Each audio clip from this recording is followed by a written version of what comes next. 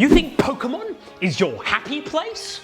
Your little escape from the real world where everything is cute and colourful and wonderful and nothing bad ever happens? Let me tell you about a sentient balloon that literally steals children and drags them away to the afterlife, and then we can talk about your happy place. Because I don't know if you've read the Pokédex, but I need you to understand. This franchise is not what you think it is. The Pokédex was not written as a field guide for adorable creatures. It was written as a warning.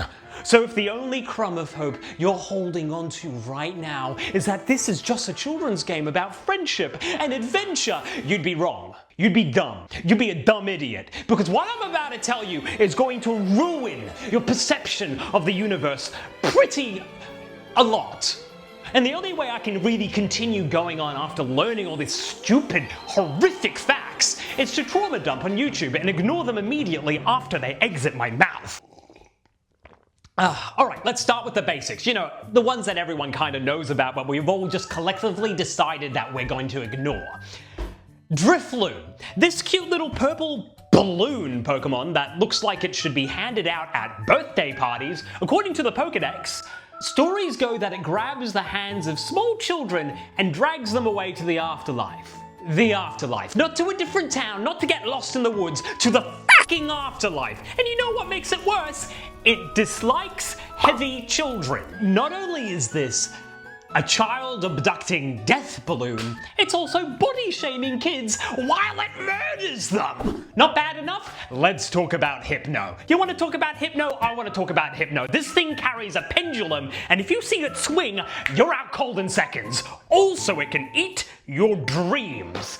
Let's not bury the lead here, though. The actual Pokédex mentions a specific case where it kidnaps a child, hypnotizes it, and this is a confirmed kidnapping.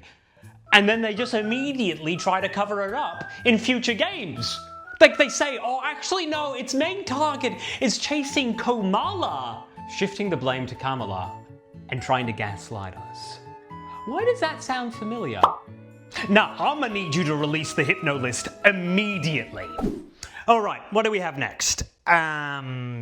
Should you feel yourself attacked by a sudden chill, it is evidence of an approaching Gengar. There is no escaping it. Give up. Give up. Give up! The Pokédex is literally telling you just to accept death. It's not even pretending there's hope. It's just like, well, you're fucked. You might as well make peace with your god because this is the end. The ghost is gonna get ya and there's nothing you can do about it. Okay, so those are the obvious ones. The ones everyone knows about. The gateway drug to realizing that this universe is completely batshit insane. But it gets so much worse. So much worse.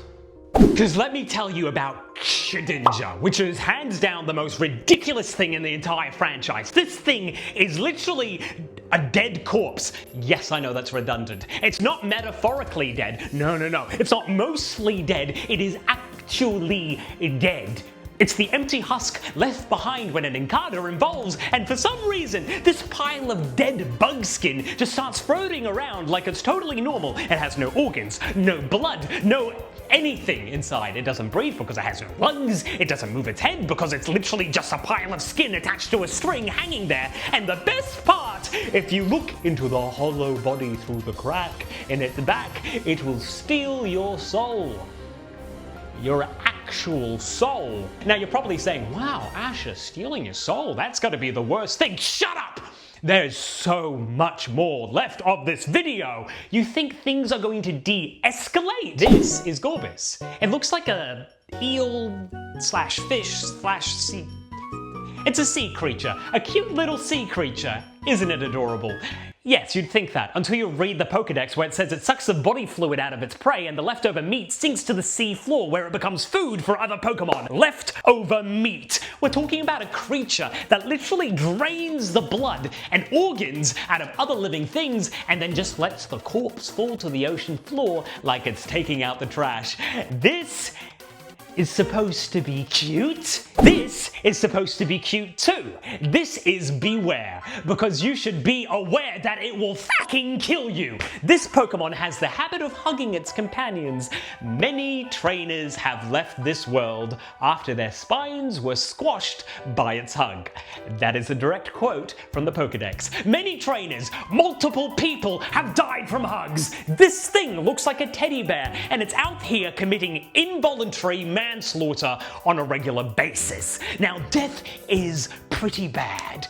On a tier list, I'd put it down there. It would be quite low, but eternal suffering would be lower. Houndoom shoots flames that cause pain that never goes away. Never goes away. So if this dog breathes on you wrong, you get to experience eternal suffering for the rest of your life. You probably will be begging for a hug from a beware at that point. I need to take a breath, because this is getting to me. But we're not even close. We haven't even talked about the ones that die from their own emotions yet. Primeape can literally die from being too angry. It has been known to become so angry that it dies as a result. Dies. From anger. This monkey gets so pissed off that its heart just stops working, and its whole gimmick is that it gets angry. In fact, its whole gimmick is that it's always angry. So Primeape is always like one stub toe away from death. Won't somebody please think of... Now I'll do you one better. Let's think of dead children, aka Phantom, which are literally the ghosts of dead children. These Pokemon are stumps possessed by the spirits of children who died in the forest. Their cries sound eerie. Children. Dead children. Every single Phantom you encounter in the wild is a dead kid who got lost in the woods and died alone and scared. And now their spirit is trapped in a tree stump for eternity, and we're supposed to just catch them and make them fight other Pokemon for our entertainment. And if that's not fucked up enough for you, because why would it, let me introduce you to a Yamask, which carries a mask that used to be its face when it was human. Used to be its face when it was human. This thing is literally a dead person carrying around their own face, like some kind of cosmic horror. Each retains memories of its former life, and sometimes they look at it and cry because they remember being alive and they want to be human again. It's crying because it wants to be a human again, and we shove it in a ball? Speaking of which, what the hell even is a Pokeball? Yeah, we're putting Pokemon in Pokeballs and we don't even know what's going on in there. Are they conscious? Are we just carrying around tiny prisons where sentient creatures are trapped in some sort of kind of digital limbo hell? Do they experience time while they're in there? Do they experience pain? Are they screaming? We don't know. We don't know. But we just assume it's fine because the Pokemon come out when we throw them and they're ready to fight, and we expect 10-year-olds to deal with this. 10-year-olds! We expect them to cram literal dead corpses and soul-stealing monsters and creatures that can kill you by hugging you too hard into digital limbo prison balls. We send children out into the world filled with child-abducting balloons and hypnotic predators and tell them, catch them all, like it's some sort of fun scavenger hunt when it's literally a nightmare. This entire universe is built on death and suffering and cosmic horror, and we've somehow just convinced ourselves that it's cute because the art style is colorful and the music is catchy, which it is. You know what? Maybe I can find something cute and harmless to end on, like, you know, something that will restore my faith in this franchise and prove that not everything in the Pokemon world is a nightmare designed to traumatize children. Let's find a cute one. Something harmless and innocent.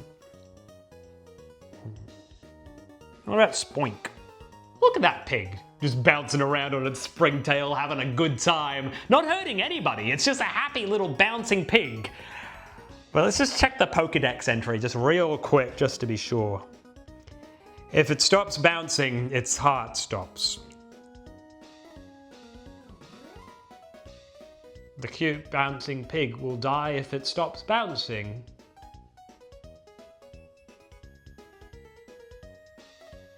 You know what? I'm done. I'm fucking done with this.